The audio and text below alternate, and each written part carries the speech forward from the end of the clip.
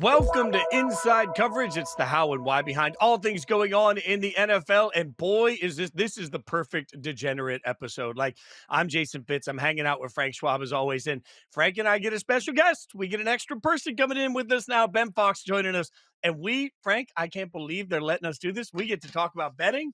We're going to get into so many fun betting stuff. Frank and I are degenerates, Ben. That's the real takeaway here. Frank and I, there's a reason they don't let us go to Vegas together. There's a reason, like, shot and a drink is a tradition for Frank and I. And now all of a sudden, Frank, my level of excitement on this from 1 to 10 is like a 3,000. Proof that the bosses should never let us plan anything, because we're going to get Ben on. We're just going to talk betting for an hour. Like, why not? Let's just go full degenerate. This is what happens when the teacher's gone. The substitute can come in, and we could just throw spitballs all over the room and just talk about lines and odds. And oh man, I'm excited. If you're 3,000, I might be 3,001 on the excitement. It's a safe space. Like, it's a safe space. Degenerate's a strong word. We're gonna educate here. We'll educate. But it's, in me and Fitz's case, apt. It is. It's accurate. It fits. It fits. Fitz. See what he did there? Okay, so Fitz, yeah, for all of you, if you're listening to this, you're like, I'm not a betting guy. I promise you that this is going to be betting around just good football conversation. So, absolutely, just understand that our goal here is to give you some betting information and also have some smart football talk. So let's get into some of the latest betting news, because we can't talk about football contractually this week without talking about Micah Parsons. I feel like that's just part of our job, right? So Micah Parsons has demanded a trade from the Dallas Cowboys, which I just speak for the whole room when I say he's still going to be a Dallas Cowboy. Like, let's start there. Frank Schwab, do you believe week 1 Micah Parsons is a Dallas Cowboy? Yes, but I don't know if he's going to be playing. Let's put it that way. I don't think the Cowboys are trading Micah Parsons. I mean, it's just not going to happen. Jerry always gets the deal done, right? But the way he's talking about this, it's almost like he's enjoying it. It really is. I think it's almost weird how he's like reveling in the negotiation here and this kind of game of chicken they're all playing.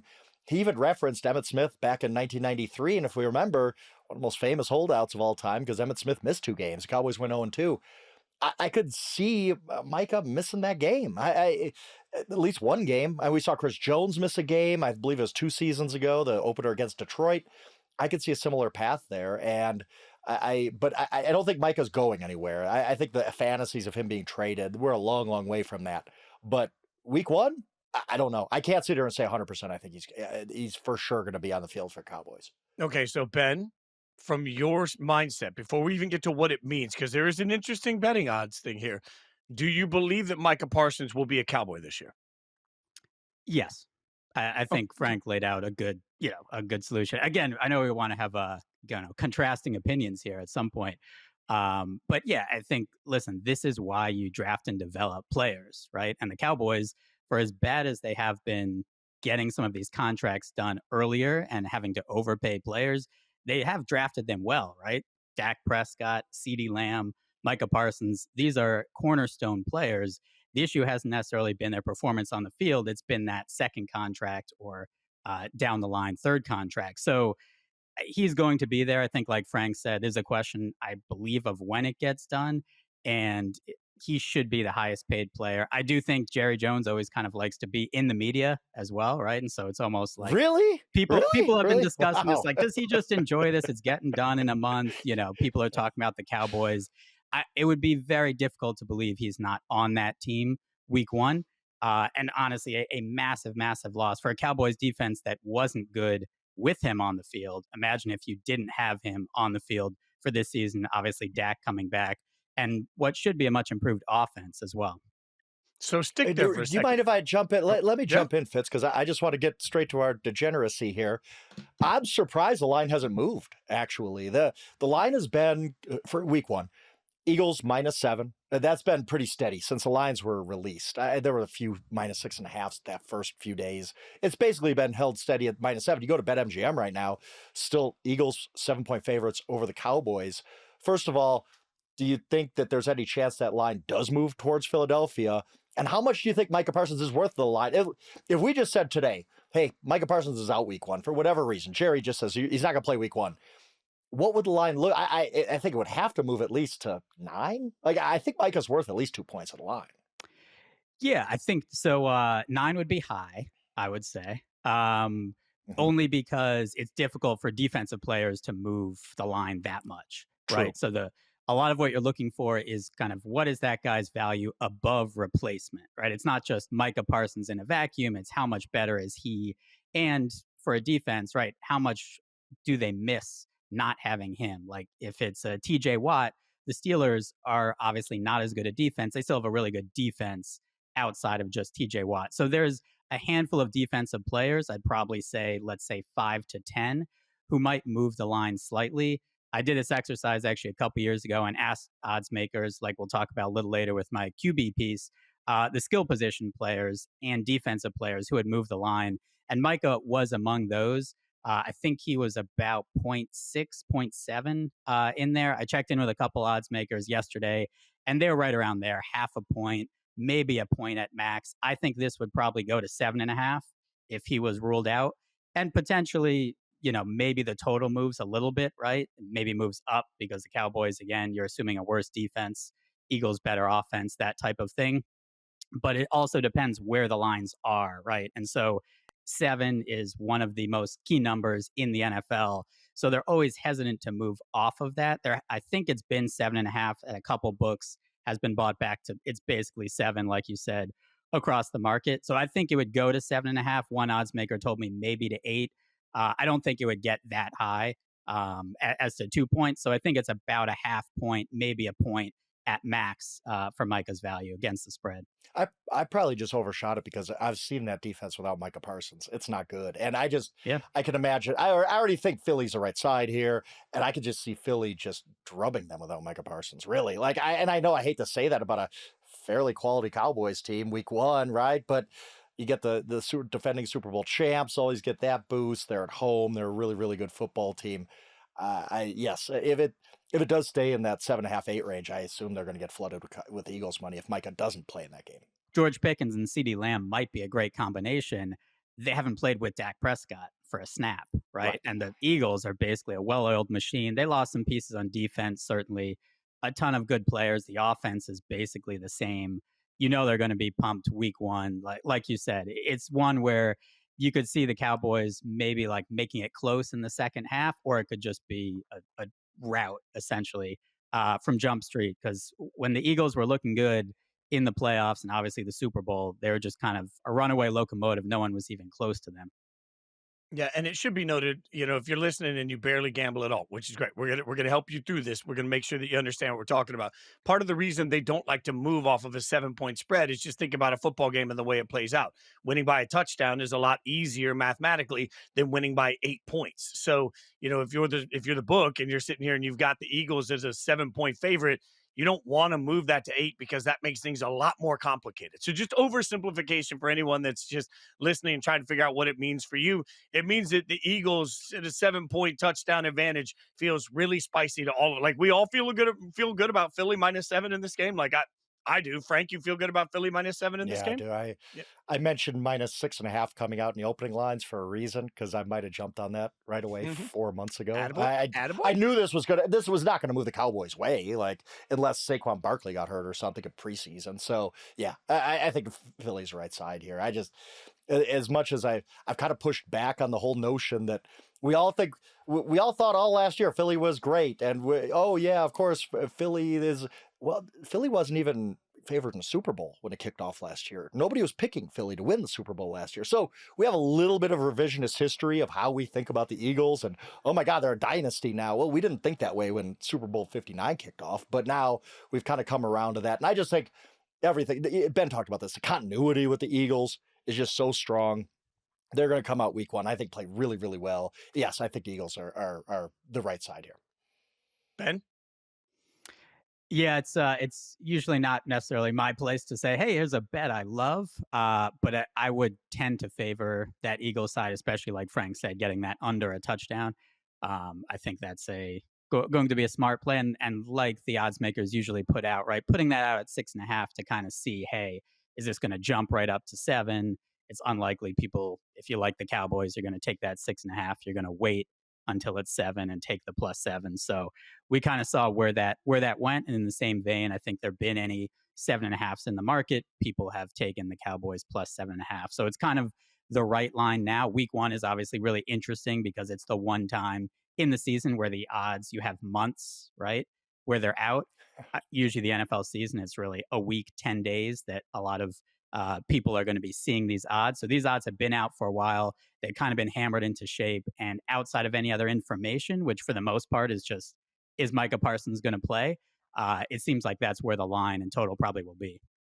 Well, and this is my reminder. As I said in the beginning, this show is about the why and the how of all things NFL. Ben is about the why and the how of all things gambling and why these things are doing what they're doing.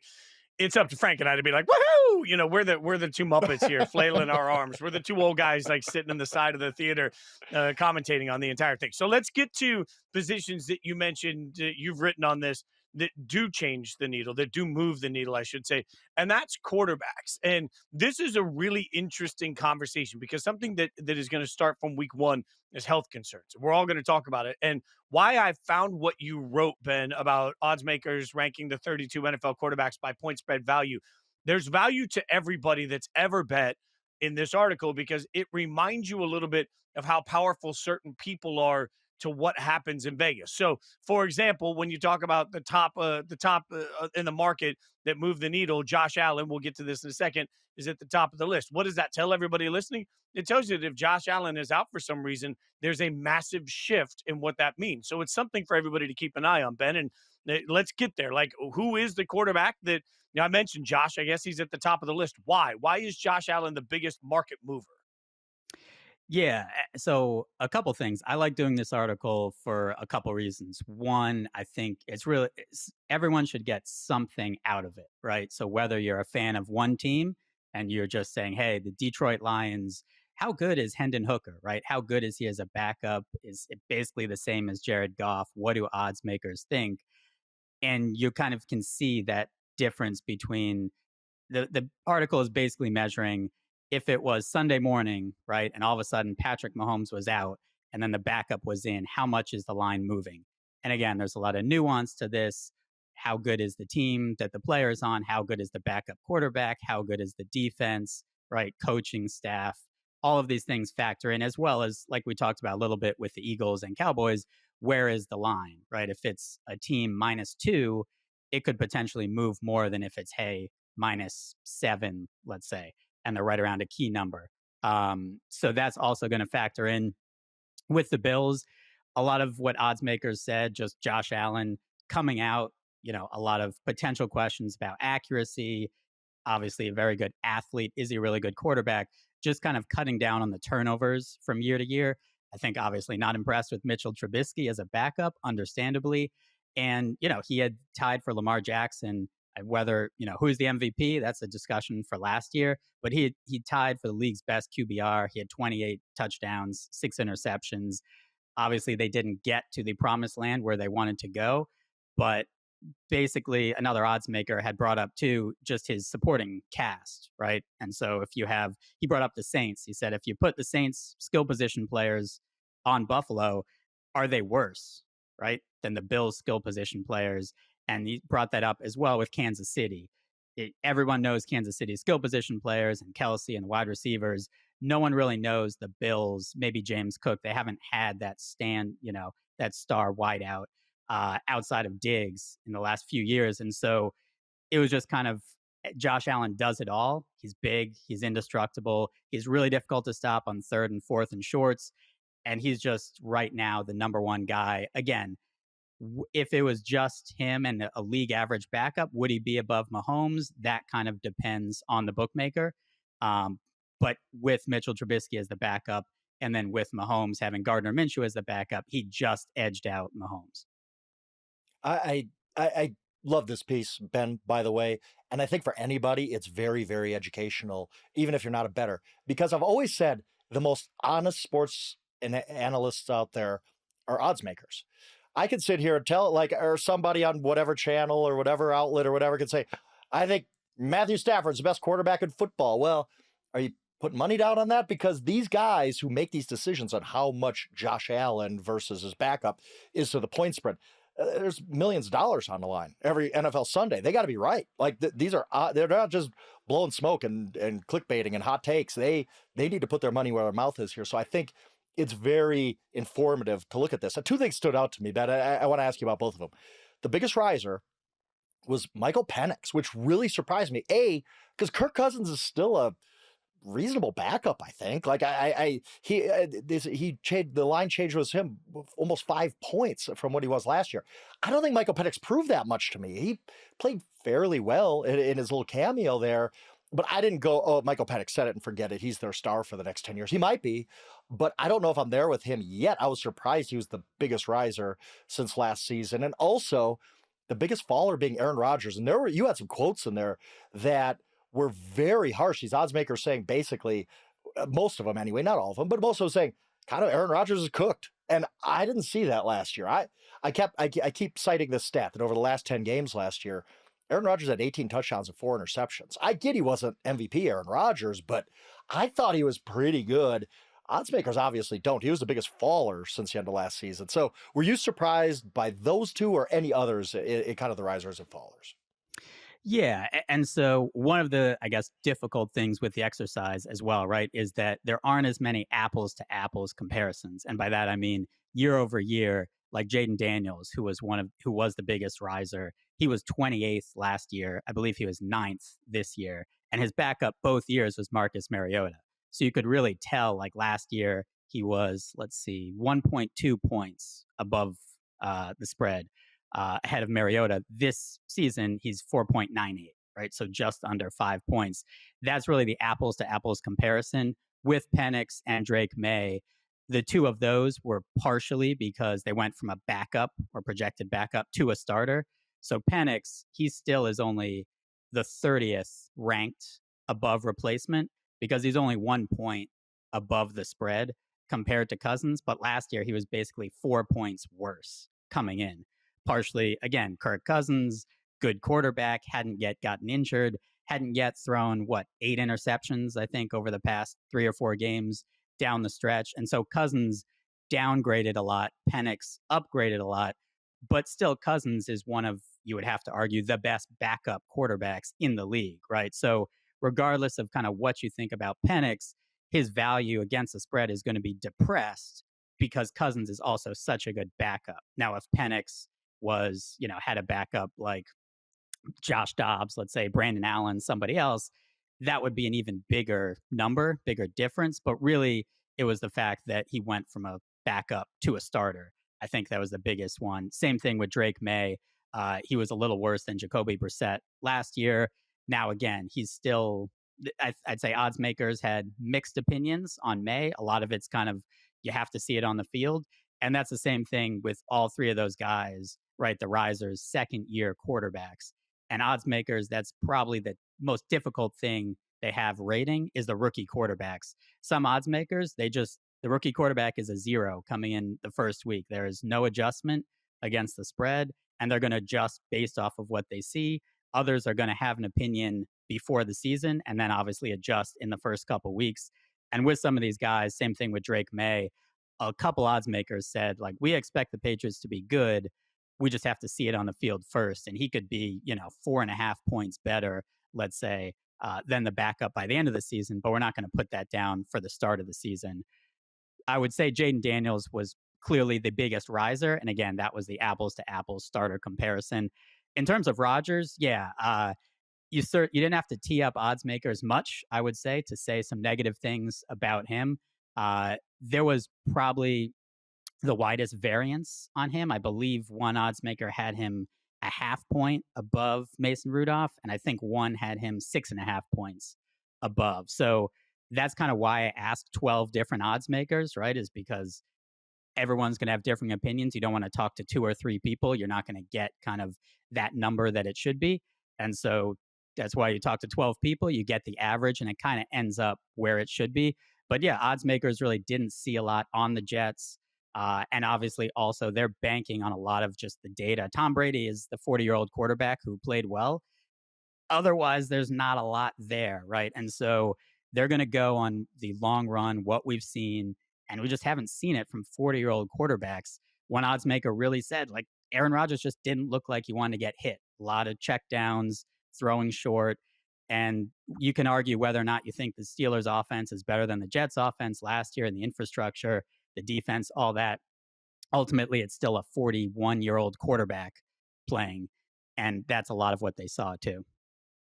I know we're going to get to some win totals in a second, but stick with this Drake May conversation for a minute, because Frank and I certainly were surprised when the schedule came out and all of a sudden everybody started talking about the fact that the Patriots were favored in double-digit games. Like, why is everybody so enamored with the Patriots team that was so bad last year and hasn't done anything on the field yet to show that it's truly turned around?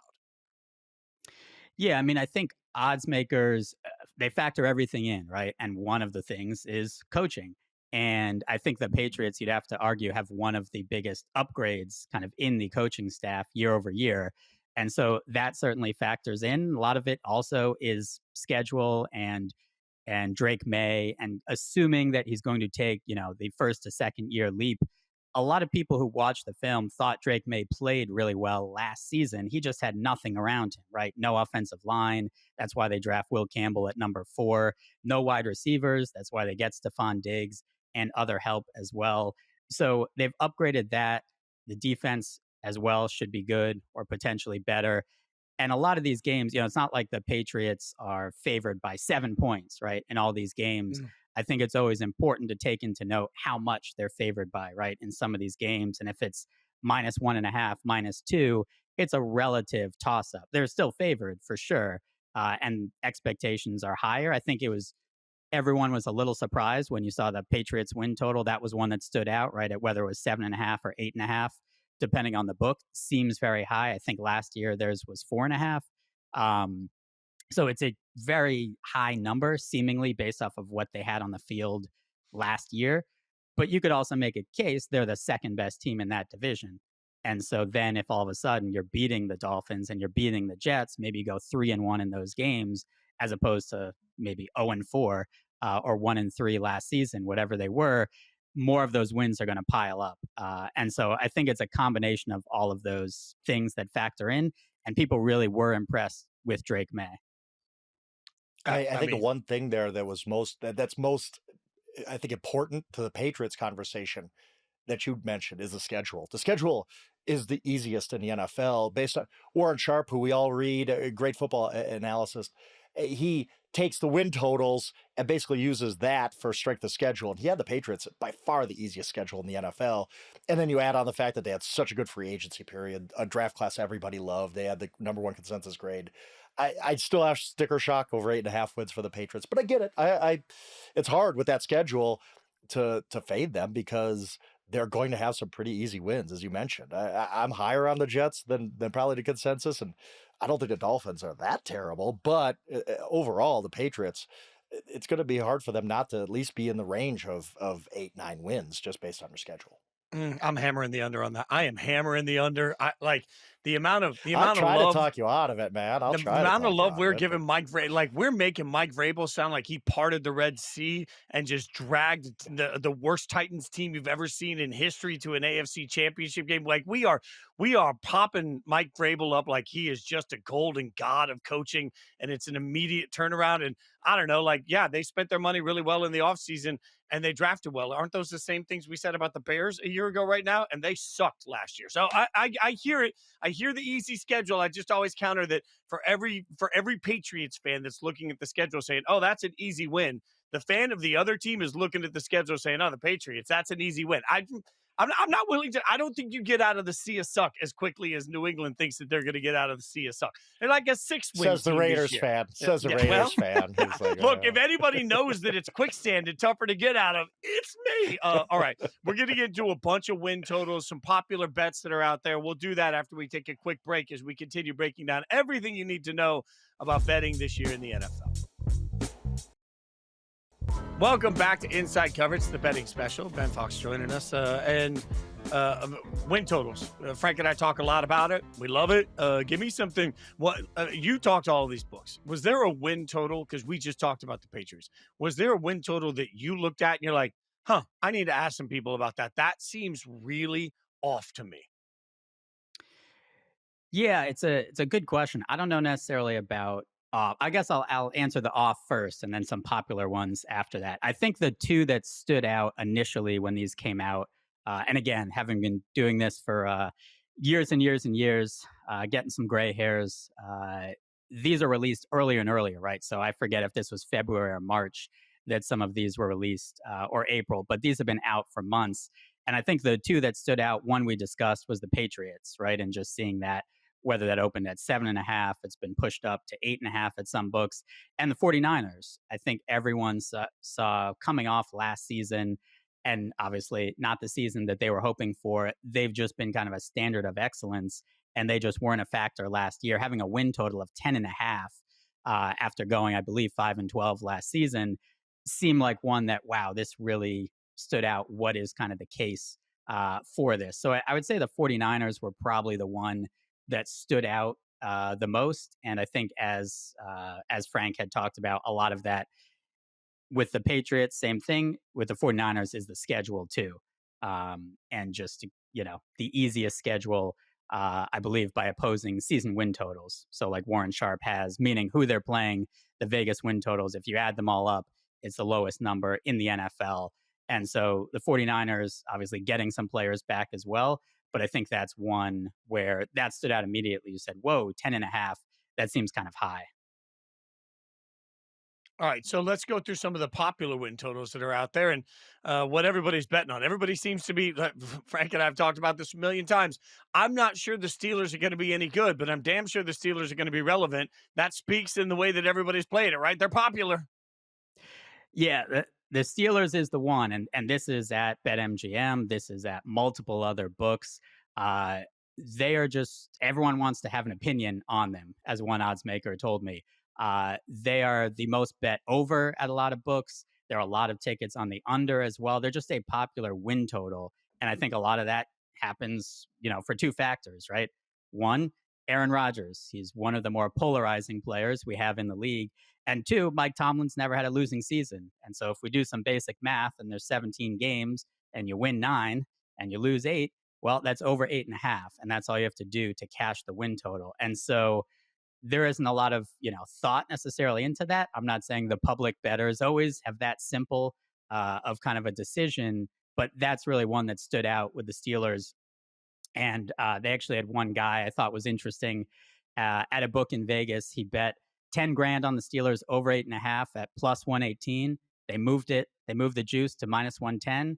He bet 22K on over 8.5. They moved it again to minus 125. And he bet another 22K also on over 8.5. So that's 52K on the Steelers over 8.5 at one book from the same bettor. So a lot of faith, certainly, in the Steelers, but really just a lot of opinions, I think, on the Steelers.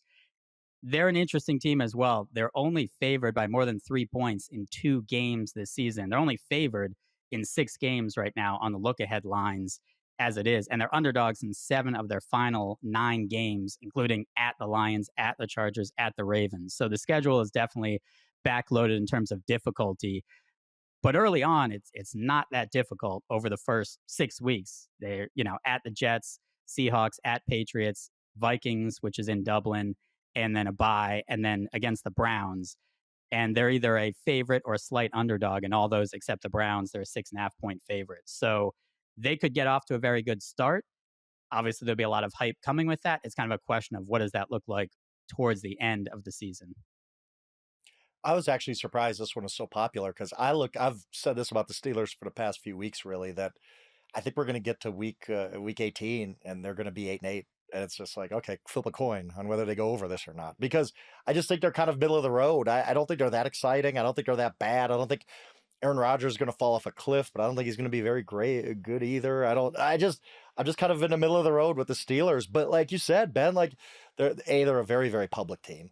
B, they're all this to Tomlin and never had a losing season. People aren't going to fade that or don't want to, do want to fade it this year because of Aaron Rodgers and he's so polarized. So I get it. I get why people are betting this, but just I'm just trying to figure out whether they go over or under. I'll throw up my hands. I have no idea if I'd go over or under on this one. Yeah, look, I'm all on. You know me, Frank. I've been loud about this. I'm big on the under in this one. But here's the thing. And I think the Steelers are going to be the most over-talked about team in the first 6 weeks because they're going to start hot with just a easy schedule. And everybody's going to say, look at this. They're Super Bowl bound. And then all of a sudden, we're going to realize they weren't as good as we thought they were early. They're not going to be as bad as we say they are late, but they are going to free fall late in the season because they're not as good as these teams that they're playing. So, like, to me, the most predictable thing is the overreaction on the front end and the back end, and we end up with the first losing season in Tomlin's career. That's my hot. I'm just dug into this one, but I can't walk it back anymore. I've said it too much. I'm dug in. This is the first losing season for Mike Tomlin. There we go. Give me another one. Let me ask you this. Make this make sense. Why bet $250,000 on the Bills to win the AFC East at minus 250? Like, that's a lot of money for not a lot of return, and there's a lot of risk to that. I realize that people are playing with funny money at this point, but $250,000 bet on the Bills to win the AFC East at minus 250 just sounds like bad money management to me. Yeah, I mean, so this was the largest divisional bet that I've reported at any sports book, in the U.S. 250 grand, as you said, on the Bills to win the AFC East.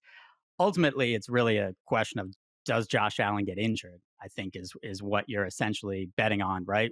We just said that he's the most valuable quarterback above replacement with Mitchell Trubisky. Obviously, if he gets injured, that means they have the lowest floor or the most to fall if things don't go well. And they're the only team favored in every game this season. And when you really look at it, it's impressive as well. They're favored by at least 8.5 points in 4 of their first 5 games. And they play 3 home games in a row, from weeks 3 to 5. And in 11 of those games, they're at least 5.5 point favorites. So they're not just a team, right, where we talk about some of the teams, the Patriots, they're favored in 9, 10, 11 games, a lot of those being 1.5, 2.5, right, low under a field goal or just above a field goal. The Bills are massive favorites in a lot of these games. And it really just comes down to, hey, do you think that over the course of 4 months, that's a better return on your investment than putting in the stock market or some options trading or something else? There's also always ways, right, to hedge out against it, to have another bet on another team to win the division. There's ways that you can mitigate a potential loss if it looks like things are going to go badly. But really, I think it's just a Josh Allen injury and kind of what they're looking for. And under Sean McDermott, I believe the Bills have gone over their win total in 7 of 8 years, and a lot of those have been double-digit win totals. So they tend to outperform expectations. They're one of 4 teams that has the highest win total at 11.5. And so that better is really, I think, looking at it and saying, hey, no one else is close in this division. As long as Josh Allen stays upright for 17 games, they should coast this AFC East crown. Yeah, they're the of the 32 NFL teams, the biggest favorite to win their division, higher than the Eagles in the NFC East or the Chiefs in the AFC West, because it is hard to tell yourself a story where the Bills don't win this division. But the reason, and I usually like unders and odd props and win totals, and I guess the negative side of things, because I always say to myself, more can go wrong than it can go right. And Josh Allen goes down, and all of a sudden you're holding a $250,000 ticket, and you're probably just throwing it in the trash, because I don't think Mitchell Trubisky is beating out anybody in the AFC East. Maybe the injury happens late. If it does at all, Josh Allen has been kind of an Iron Man, so we don't expect that. But I couldn't. It makes me anxious just sitting here talking about it, because you just think of, you're in week 1 and the Tom Brady 2008 thing happens where he goes down in the first quarter of the season, and what then? More can go wrong than it can go right. Let's just put it that way. Well, especially for the Saints, we got under 5.5 on the Saints. Are we just presuming everything's going to go wrong for New Orleans this year? Yeah, this is not terrible. Fits are terrible. Of course. Like, I never, like, there's been some years, and Ben knows this, where you see 4.5. I think we've even seen a 3.5, maybe when the Browns were really, really bad. I never go under those, because it's like, whatever. Like, you don't need to do much to get over these win totals. I don't bet the real high ones either to go over. Like, I think that's crazy. But I sit here and I say, I don't know how to get the Saints to 6 wins. I look at that roster. They just lost Tyrann Mathieu to retirement. Their quarterback situation's a mess. I don't know how to get them to 6 wins. I'm not going to take the under, because I just don't play that way. But they're a worse team of football, probably. If you can find that prop, go for that. Who finishes with the worst record, aka the first pick of the draft? And the Saints, you can bet that way, I guess. I don't know though. I don't know. I just going under a win total that low just is it's a hard way to live because usually teams are going to luck into a few wins. This isn't college, right? Like there's no Citadel versus Alabama. Every football team in the NFL is pretty good, but the Saints, yeah, it's going to be a rough season there. Yeah, this was an interesting one as well. I talked to one odds maker. They opened 6.5, right? And that was before obviously Derek Carr and the injury. One book actually took some over money on the Saints again with Derek Carr. Oh no, early over money. Okay. And then it's basically been a flood, right, of under money since then. Most books moved down to 5.5, both off of Carr's retirement and just the betting. One odds maker said it's been nothing but under money. At BetMGM, 91% of the money is on the under, as you would expect. And this is the second most bet under as well. So obviously the public not in love with the Saints, understandably. They're only favored in one game, which is in week 16 against the Jets. Obviously, who knows what either of those teams looks like. Again, like we talked about with the Bills being a big favorite, they're an underdog of more than a field goal in 12 of those games, including they are playing the Bills. They're 12.5-point underdogs right now against the Bills later in the season. The one pause you could have is, like Frank had said, teams do sometimes luck into wins. According to Warren Sharp, they do have the third easiest schedule by opposing NFL season win totals. Wow. So not the most difficult schedule. They have some offensive talent. But in that quarterback article, Tyler Shaw was to project a quarterback, right? One of them, because you have to compare one against the other. I had Tyler Shaw as the starter. He was only worth 0.69 points over Spencer Rattler. So that was 32nd in the NFL. Oh, boy. That's not good if he's worth that little over Spencer Rattler, right? That's just a problem. So they have, I wouldn't even say arguably, the worst quarterback situation in the league. Regardless of what you think of their roster, are they ever going to be better at quarterback facing any team this season? Are they going to be favored even in that game against the Jets in week 16? Doesn't mean they can't win some games, but going 6-11 still seems like a high bar to clear. I have not, I can't lie to you, I have not looked that far ahead in the schedule, Ben, and you're telling me the Saints are favored over the Jets. Can we pause the podcast? Because I got something to do real quick. I got to go. Yeah. Okay. What are people talking about? The Jets aren't even going to be that bad. What? Yeah. Okay. All right. We've got one good, useful nugget of information out of this podcast, at least, because yes, I will. Yes, I will. Trust me. Y'all can just clip this off in a year. Because it's going to be really sad for Saints fans when they just get bludgeoned all year. They have the first pick in the draft, but unfortunately, Arch didn't develop quite as quickly as everybody wants him to, and he's back for his last year at Texas, and they're stuck with the first pick in the draft in a year that has plenty of quarterbacks that will probably be out, and they'll have to decide, are they going to actually draft a quarterback, or are they going to try and find a way to get Arch the following year, and that's going to agonize the entire fan base because that's the way football works. The football gods will never have it. The football gods will never have nice things. But Ben, in case you haven't noticed, over my right shoulder is a particular helmet, and I just want to, I want you to think about that particular helmet that's over my right shoulder when I ask you about the fact that two people have placed fairly large bets on my beloved Raiders to win the Super Bowl at some pretty staggering odds. So should I go out there and start celebrating now or later? I mean, that depends how you like to celebrate, I guess. You could celebrate both now and later. I don't know if you're going to be celebrating a Raiders Super Bowl victory. They need to make the playoffs first, and then they can proceed slowly towards the Super Bowl. Is that how that works? I haven't seen enough playoffs to know how that actually works. Fitz wouldn't even know. He wouldn't know. Yeah, we need to slow it down for him a little bit here. Allegedly, that's how it works. Allegedly. The Raiders every year are fascinating.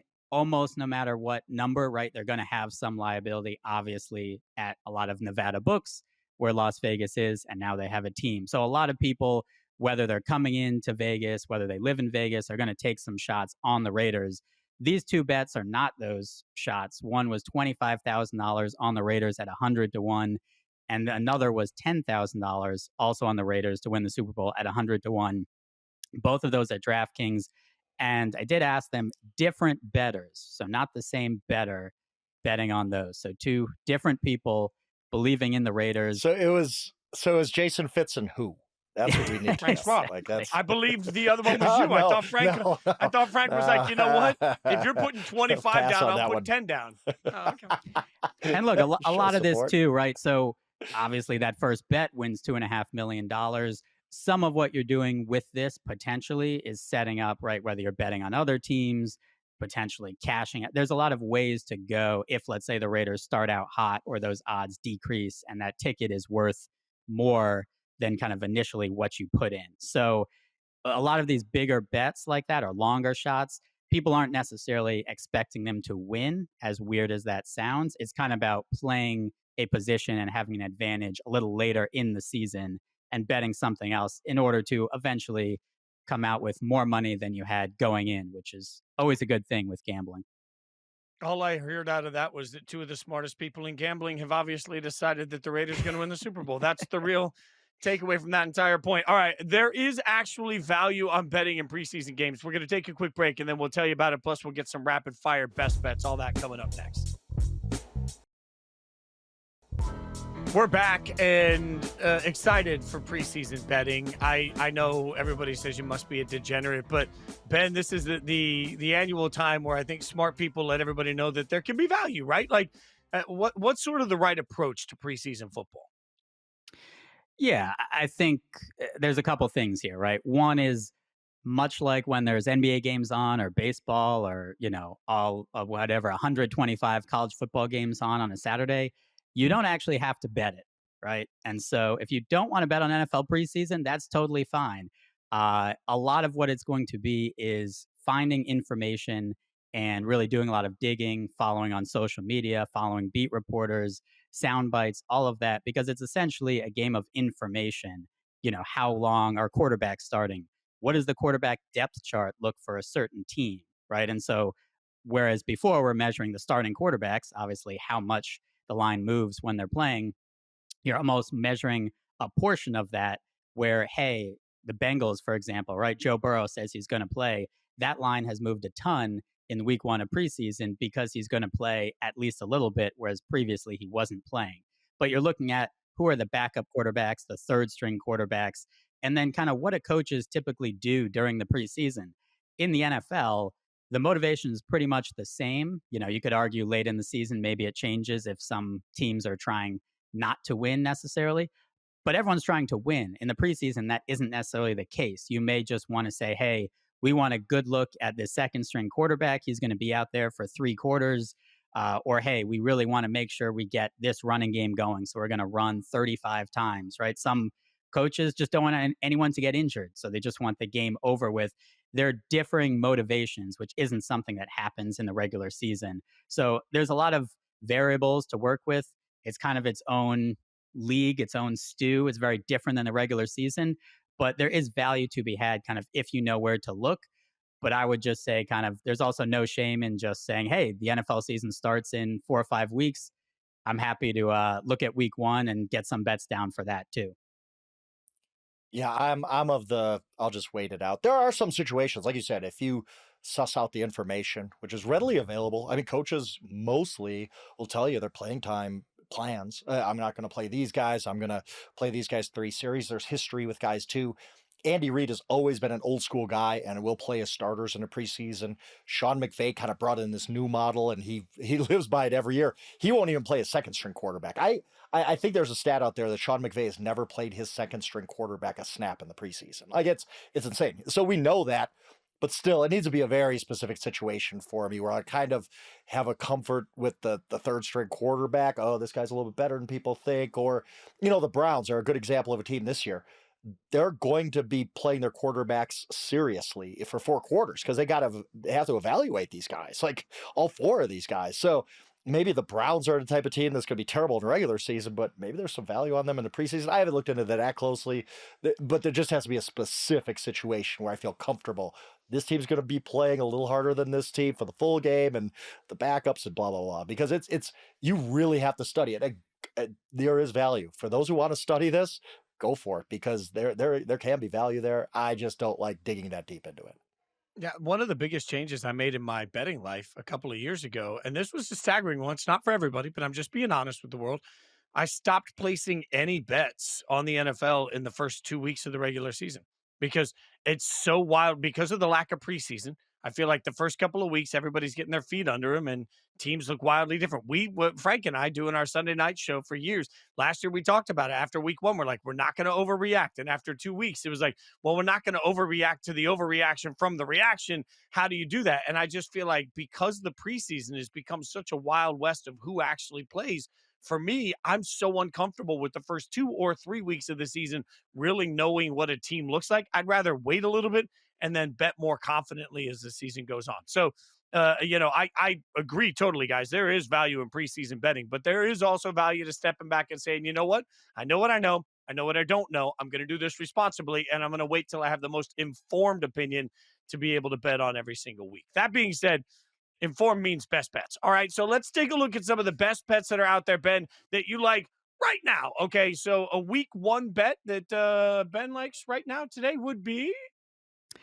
Yeah, so this is one. I know there's been some updated information as well, but there are some Texans +3s out there against the Rams. And I also like the under, which I believe is at 45.5. I know there's been updates on Stafford, but 37-year-old, I believe, quarterback, bad back, not going to play like in the preseason. That doesn't sound great to me. Rams defense, very good. Texans defense, very good. I just think that's going to be more of a slugfest. So I like the under there. And then there are some +3s still available for the Texans. So that's where I'm looking. Some 2.5s as well. So make sure you get that +3. And as just said, the Rams start slow. The Rams can start slow during the season because McVay does not play anybody in the preseason. We've seen it before. We've seen them struggle week one. So I do like that. For week one, I think one of the teams I'm planting my flag on is the Jets. In doing my previews and really digging into them, studying them, I said, you know what? This team still has a lot of the same talented dudes that made me like them a lot last year. I think Justin Fields is not a great passer in the NFL, but he can be an effective quarterback. He's just different. He's different than everybody else, and he can make a defensive coordinator's life very hard. So they play the Steelers week one. I think the Jets kind of bamboozle them a little bit. I don't need the 3.5 points. I'll take Jets money line over the Steelers. I think Jets win that game straight up at home. And I think through the course of the season, the Jets with Aaron Glenn, who I really respect as a coach, I think the Jets are going to be a lot better than people think. I think their win total 6.5. Yeah, they'll go over that. I think the Jets are going to be one of the surprise teams in the NFL this year. I just told you I would stay away from week one, but not when the Raiders are playing the Patriots, the most overvalued team in the entire NFL, and the Patriots are favored by 3. Hell no, I'm taking that all day long, boys. I am wildly confident week one, my beloved Raiders come all the way out to Boston, to Foxborough, Massachusetts, where they're going to come out and they're going to show the world that the Chip Kelly's offense was something that the Patriots weren't ready for, that Mike Vrabel's being overhyped for all that he's expected to do, and that there's still going to be growing pains in New England. I'd take the Raiders flat out, but you're giving me 3 points. I'm definitely taking that. Come on now, boys. What are we doing here? That line surprised me. Like, what we're saying, the Patriots are going to be this 8.5 win team. The Raiders aren't that highly thought of. The same growing pains the Patriots are going to have, the Raiders are going to have. They got a new coaching staff. They got a new quarterback. They got a new running back. They're going to be building offense around. I was stunned by that line. I'm surprised. I thought honestly it was going to be more like 5.5, 6. But 5.5, 6 that the Patriots are favored by? Yes, Frank. I think the game's not in Vegas; it's in New England. What, like? Yeah, but I don't view the Patriots and Raiders on the same plane. Like, I'm sorry, I do apologize, and I know you're going to block my number from now on. But I'm going to tell you flat out, the Patriots are they're better than the Raiders. I am the most realistic Raiders fan you've ever met. You know that. Like, most years, I sit there and say 6 or 7 wins. I think the Raiders are flat out. If I had to take a win total prediction right now between the Raiders and the Patriots, I would absolutely take the Raiders. I am out on the Patriots being more than a 6-win team this year. I like, Josh McDaniels has an offense that is so complicated that one player that actually played it in that offense, that played over 10 years in the league, told me it was like a foreign language I couldn't understand. And we think that Drake May is just going to come in week one and be like, oh, now suddenly I speak this foreign language and it's perfectly fine. Like, nope, not buying any of that. Like, there's going to be a transition period. The Patriots going to have to suffer through it. They're going to be better, but they're not going to be that good. They're not going to be that good. All right, favorite over. Ben's just watching mommy and daddy fight. He's getting really uncomfortable. Ben! No, this is good stuff. Come on now. There's another one we touched on a little bit before. I think sometimes it's difficult to go over high win totals, right, and go under low win totals. I'm going to do both. For my over, it's the Niners, 10.5. I thought this was a I like great that. stat that Warren Sharp had in his preview. Last year, the 49ers had the worst rest disadvantage, minus 21 days in the last 25 years that he studied.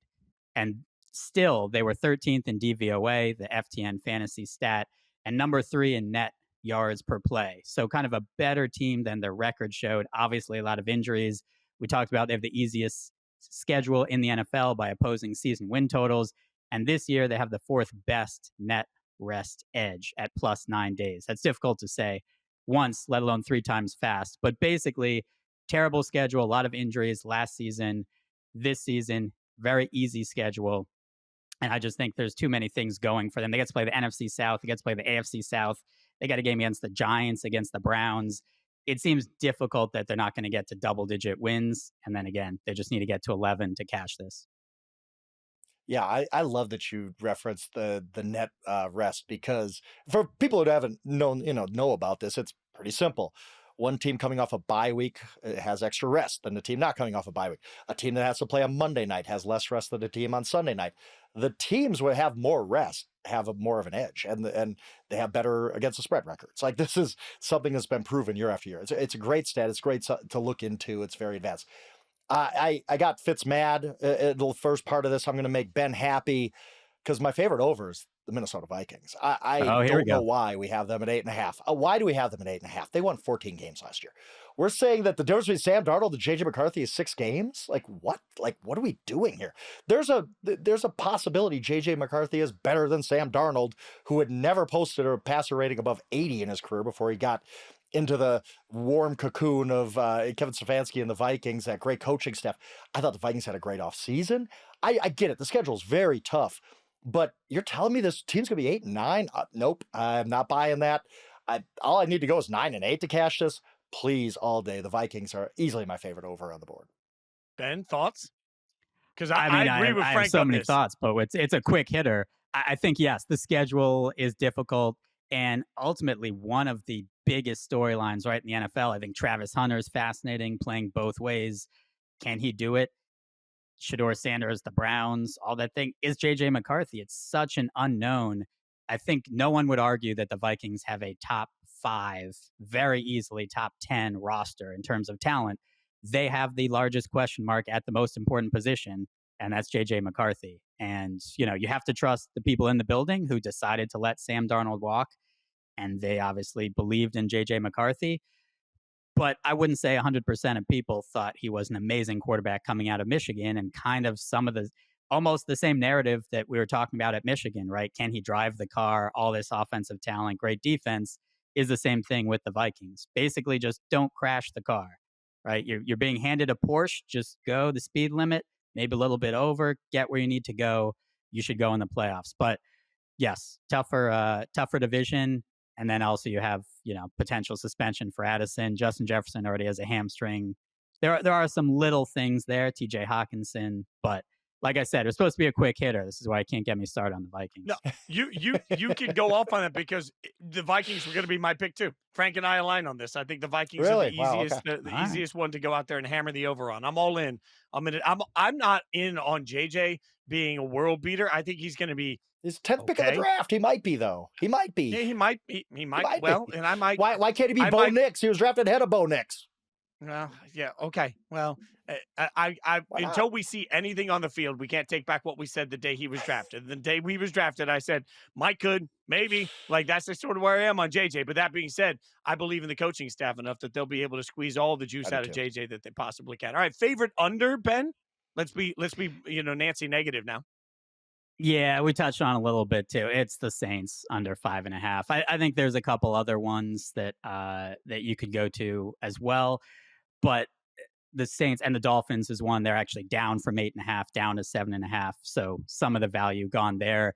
The Saints, it's pretty simple. It's just the quarterback, right? And if you don't have a quarterback in the NFL, it's very difficult to win. They do have skill position players, right? Alvin Kamara, Chris Olave, though, you worry about the concussion history. and the offensive line, we'll see. It's a good. There are pieces on the team, but without that quarterback situation, in it's just in such flux, right? And so you have the worst quarterback situation in the NFL, like we said before, Tyler Shaw, not really even worth anything above replacement over Spencer Rattler. And then you have Jake Hayner, who's the third stringer. There's just not that much there, I think, to get excited about. They're underdogs in so many games. It just seems to me like something that could go south. And again, the Saints at some point have to pay the piper, salary cap, bad drafts, all of those things. They did trade up for Marcus Davenport several years ago and gave up a first round pick. Like those are things eventually that come back to bite you. I think this is the year where, again, like Frank said, whether you're betting them to be the team with the worst record or just betting under 5.5, I just don't see how they're getting the 6 wins. Yeah, it's hard to disagree with that. This one hurts me, and Fitz will back me up. This time last year, I was telling people the Commanders could be a playoff team. They were my team. I stood on a table for them. I said the Commanders are going to be better than everybody thinks. They're going to be the breakout team. Jaden Daniels, Dan Quinn, all this stuff. So I'm doing the WWE thing, the John Cena heel turn right now, and saying easily the Commanders are my favorite under pick, 9.5. Every regression metric you can have, the Commanders fit it. Everything. And just think about how their season went. Hail Mary wins, overtime wins, beating the Eagles with 7 seconds left. Every way you could win again. Great season for the Commanders. I loved it. Washington fans deserve that. They deserved a winner after all the Daniel Snyder stuff. It was fun. It was awesome. And there's no chance they repeat that at all.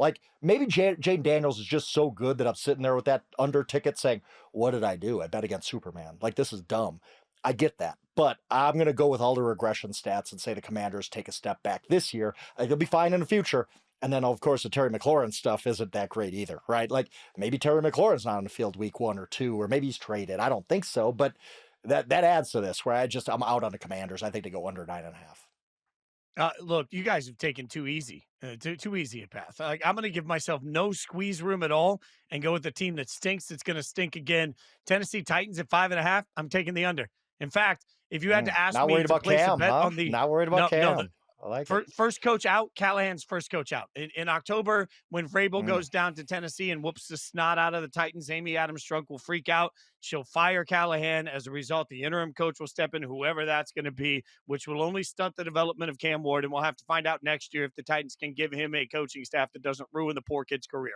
I want Cam Ward to be successful.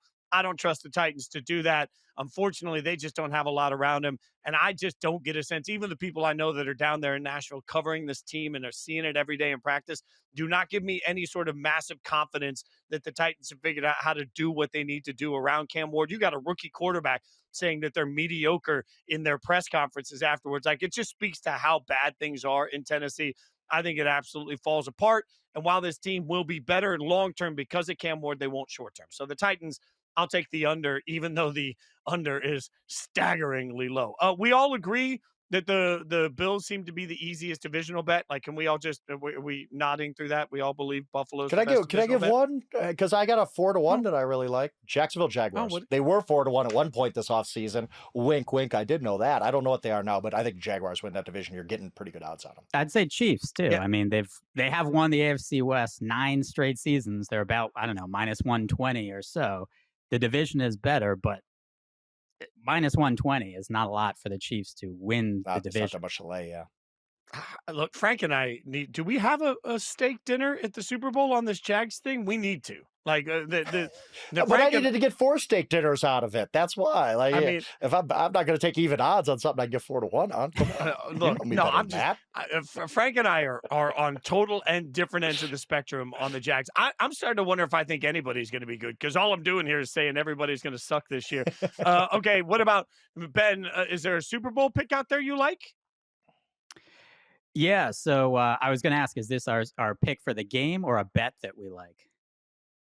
I mean, you're the guest. You're in our home. You can do it however you would like. You're in our living room. Kick your feet up on the furniture. So I think I'm taking the Bills over the Lions, which is not going out on a giant limb. And in terms of a bet that I think has value, it would be the Denver Broncos at 30-1. I just think this defense is really good. A lot of people starting to like the Broncos over 9.5. Another win total that stood out a little bit, right, when you saw it, just because of, I think there's still skepticism around Bo Nix, but that defense is so rock solid. They were first overall in EPA last year, number 1 against the pass, number 4 against the run. They obviously have Patrick Surtain. They get another corner in the first round. I believe they returned 20 starters. Sean Payton, whatever you want to argue, top 5 coach, top 10 coach, very good coaching staff. And they're favored in 12 games this season. I think the biggest thing as well, they've always played the Chiefs tough. And whether or not you want to say the Chiefs have more talent, obviously Mahomes over Knicks there, those rosters aren't that far apart. I think the Broncos have a ton of talent. They obviously have one of the biggest home field advantages in the entire NFL as well. So that's one that stood out a little bit as still at 30-1, having some value. The difficulty, obviously, you got to get through the AFC, which is never easy. By the way, Sean Payton told C-Rob this week, I don't know if you saw this, but Sean Payton told C-Rob that he believes his team can win the Super Bowl. I think he said it's only the 6th or 7th time in his career he's come into a season with the team he thinks can win a Super Bowl. So big words from Sean Payton. So go ahead, Frank. I'm going to do the same thing as Ben. I'll give you my pick. I think the Ravens win the Super Bowl. They're still getting okay odds on that, but a lot of metrics thought they were the best team of football last year. Didn't, obviously. Haven't done it in the postseason yet. I can't wait until they do to get rid of all the dumb Lamar Jackson negativity out there. The few people left, the haters out there. But my best bet to win the Super Bowl is the Buccaneers. They're about 35-1.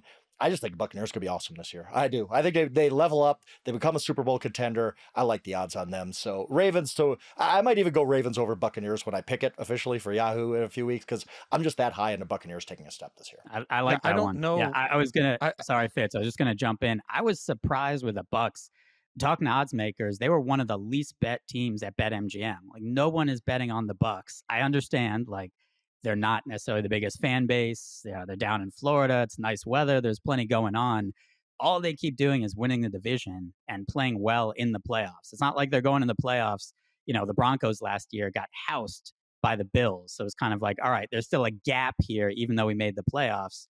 The Bucs have been right there with some of these teams. And so I think they're going to be really good. The Tristan Wirfs injury early obviously is something, you worry about, but that should be only early in the season. That was my other potential one, certainly for the NFC. And the NFC is a little easier path as well.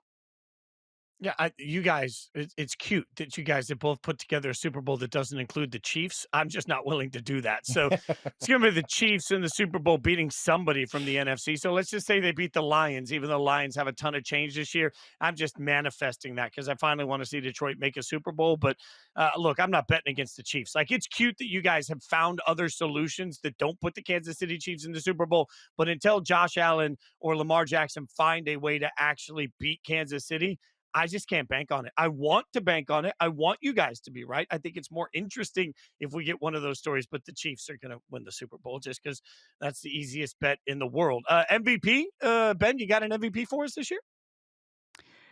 Yeah, look, going up, you don't always want to have too many bets correlated with each other, right? It's kind of like the Super Bowl. You don't want all your props to be overs for one team, because then if it goes poorly, see Kansas City against Tampa Bay a couple years ago, then it's not a good day for you. But I like Brock Purdy, 28-1 for the 49ers. Again, with the injury, I think Ayuk coming back, this is just a bet also on Kyle Shanahan as a great offensive play caller. And again, the same thing with that easier schedule. I think they're just going to be winning a lot of games. It's essentially a quarterback award, so you're picking which quarterback you think has the best chance. I think if they're winning that division, they have a chance at the number 1 seed in the NFC. Brock Purdy is going to be getting the majority of the credit unless Christian McCaffrey has an unbelievable season, but you really can't rely on him for 17 games at this point anyway. So I think Brock Purdy is driving the bus, and I think he's a good value at 28-1. I completely agree. I have 3 different long shots. Because why would we take chalk? I'm not taking Josh Allen to win MVP. What fun is that? I want some long shots, and we could follow the narratives. It's going to be a quarterback. It's going to be a playoff team. It's probably going to be a 1 seed, maybe a 2 seed, although that was broken last year. So I have got 3. One of them was Purdy. I think that's a great call. All the narratives line up for him as far as winning games and all that kind of stuff. One of them is Caleb Williams, because if it hits, it's going to hit big. Like, I trust Ben Johnson. If they win that division, Well, all of a sudden, Caleb Williams, at the odds you can get him at for MVP, look pretty good because he's going to put up a lot of numbers in that offense. And then the third one's Baker Mayfield. Like, I kind of got to go all in on this Bucs thing, right? And he's getting good odds to win MVP too. If they backdoor themselves into the number 1 seed in the NFC, Baker Mayfield's going to get a lot of MVP love. Look, those are all really smart calls, and you're right to not always go chalk. And you're going to pick Mahomes, aren't you? You're just picking No, Mahomes, I'm not going to pick Mahomes. Like, that's what I'm not going to pick Mahomes, to but I'm going to say tie goes to the batter, right? Like last year, there was basically a tie in the MVP conversation for most people, and Josh Allen won it. I don't think the Bills or the Ravens or the Chiefs, any of those teams, are set for a regression, which means we're going to run back this year exactly what we saw last year at the top of the AFC. And if we're in that situation, I think what's going to be on the conscience of the voters is that last year Lamar didn't get it so that Josh could, which means this year, if it's the same exact situation, if we have the same exact play, then you got to tell me that Lamar is going to win it. I do think the one challenge to all of that is that if the Bengals can even put up a Pop Warner third grade level defense to find themselves into the playoffs, the people that last year felt like they couldn't vote for Joe to be the MVP will flock to Joe Burrow this year to give it to him. But I think when we start talking about who's going to win the MVP, it's not about what happens on the field. It's about what's in the minds of the voters. So knowing that Josh Allen got it over Lamar last year, tie would go to Lamar this year. Knowing that they couldn't vote for Joe Burrow means that if the Bengals are even remotely good, that would be my longer shot, if you want to call that. Neither of those are long shots. But fact is, the votes are going to go the way the votes go. I lean Lamar, maybe Joe Burrow. That's my logic on it. What I know is you can follow all of us on social media. Be sure Ben's done some great, right? And look, I'm telling you, if you're brand new to trying to figure out how to bet, just read some of his stuff because it's really good on the Yahoo site, and it will tell you kind of some of the information you need to know. And then also, if you have questions, like I think some forget about that. Reach out to all of us on social media because the fact is, whether you're dabbling or whether you are a degenerate, either way, it's a whole community out there of people having fun doing it. So hang out with us every single week. Hang out with us all the time on social media. Follow Ben. It's at Ben Fawkes, FAWKES 22 on Twitter. You know, at Jason Fitz at Yahoo Schwab. Ben, did you have fun? Did you have fun hanging out with me and Frank? This was great, guys. I was going to say too. Week 1, you got Ravens Bills, so you'll have a pretty good sense of if Lamar can. Oh man, that's hot. Get some MVP votes that night. Well, I mean, if you really want to see the MVP, just watch Ashton Genty. I'm telling you, my bias is just fully swinging in. Rate, review, subscribe. I'm going full homer. Yeah, lucky I didn't put the helmet on. Give us the 5-star rating. Tell your friends, family, and enemies. Tell everybody to hang out with us. Thank you so much for listening to Inside Coverage. We'll be back on Thursday with the new episode.